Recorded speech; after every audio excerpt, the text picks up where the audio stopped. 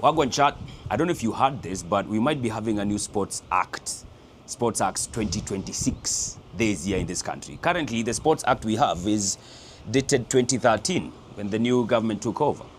And it's informed by a policy that was drafted back in 2005. I mean, since 2005, we have had exponential growth of sports in this country. So something has to give, something has to change. So there is now a new policy. It's a draft policy. It's called the 2025 Draft National Sports Policy.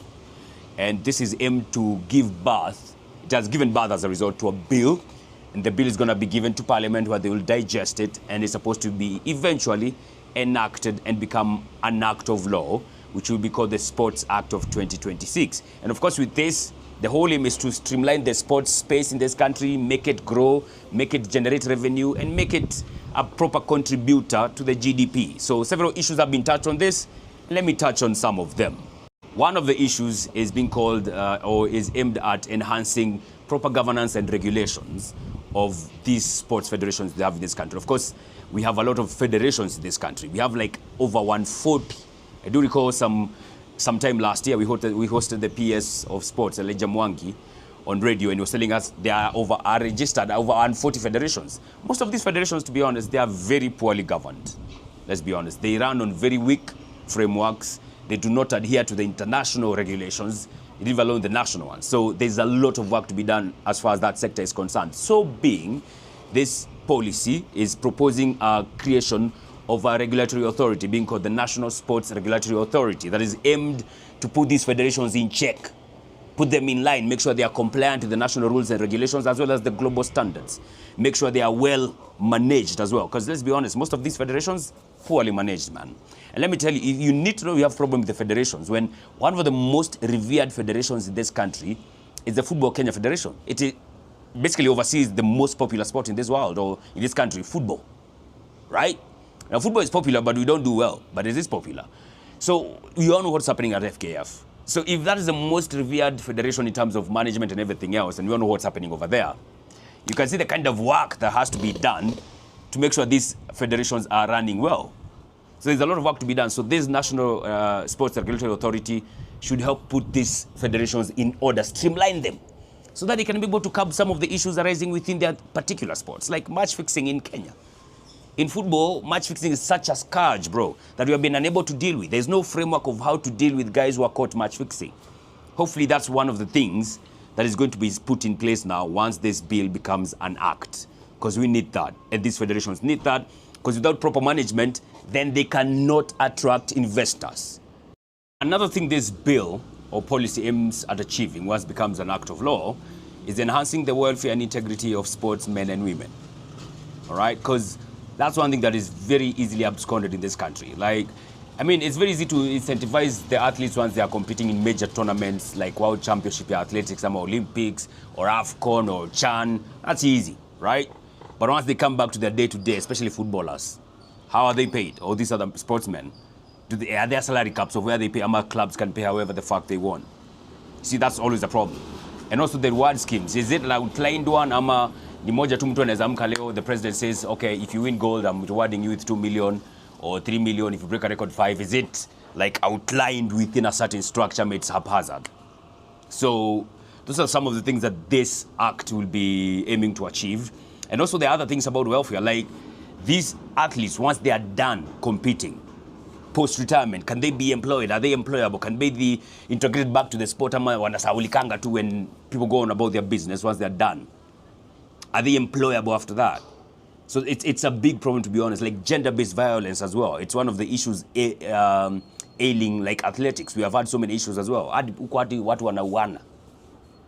So it's quite a scourge here, and it's quite something that needs to be addressed. And I hope you're going to be able to achieve that with this new bill, because it needs to be addressed. Let's not lie to one another. The welfare of athletes is big, because once you don't take care of the athletes and the sportsmen and women, then you leave them vulnerable to other things like match fixing or even doping or stuff like that, because they're just aiming to get themselves better, earn a living basically. Some of these are men and women who have families.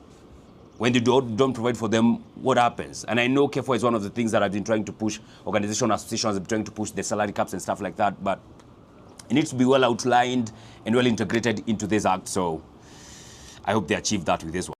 The other issue that this bill is aiming to improve on is the management of sports infrastructure.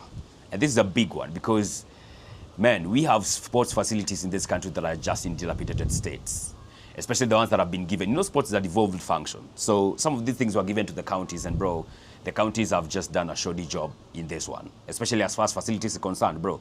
I have several issues, cases I can cite. Mombasa Municipal Stadium has been under construction since 2016, stalled project. We have the Nairobi City Stadium, stalled project.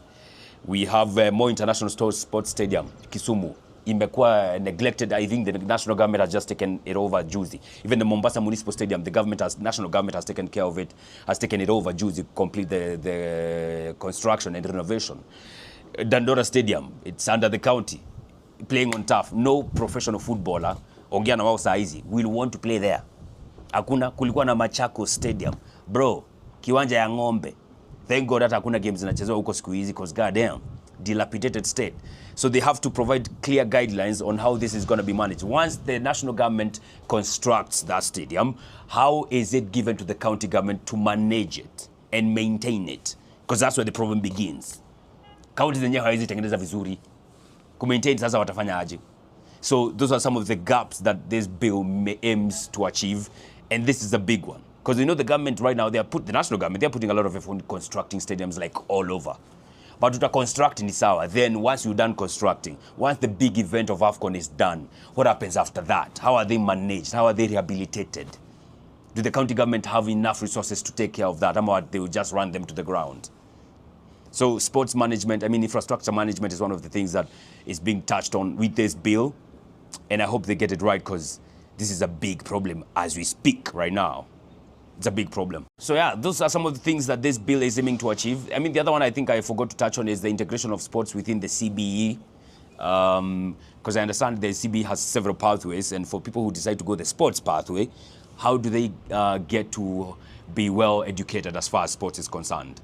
So one of the other things that this bill is aiming to achieve is integration of sports within the CBE curriculum or system, if I may call it that. So let's see how that is done. I feel like this could revolutionize sports in this country. I don't know what you think. Do you think it will actually do it? Are we just wasting our time here and we shall maybe not be able to achieve that? Tell me what you think. I think we might do it. I think there's proper intention to make this a success. So, and I hope it shall become a success. Of course, now it shall go to Parliament to be digested and debated and eventually passed as an act of law, which shall now become Sports Act of 2026.